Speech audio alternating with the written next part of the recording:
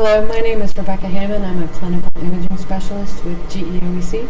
And I'm McClendon, clinical specialist for GE Healthcare Surgery. I'm going to show you some of the basic steps to help you with positioning for your surgery cases.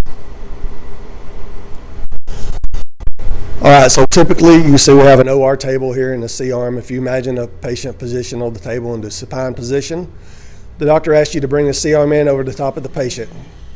You pull the C-arm in, sort of eyeball where you think you're positioned.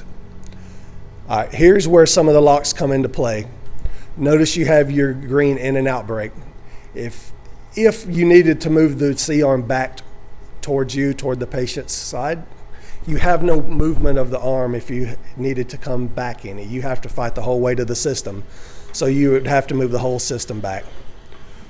A tip we really like to give out to our techs is if you take the green brake, advance it to 10 centimeters. This allows you automatically, when you push the C-arm in to position, it gives you 10 centimeters to be able to move the C-arm in or back without having to move the whole system. Really, really helpful to do that before you push the C-arm in. Saves you having to fight the whole weight of the system. Another one that's very helpful and a lot of times in spine procedures is the orange brake, which is our craniocaudal lock. It's really helpful for when you're trying to position in spine procedures and line up end plates or get the pedicles lined up in certain ways to whatever the doctor would like to see, whether you're working with a superior or inferior end plate. You can also raise the C-arm up and down to give more cranial tilt if you're hitting the table, or more caudal tilt, just like that. Sometimes even in this process, you may even need to do your AP to lateral lock to line up your spinous process in the middle.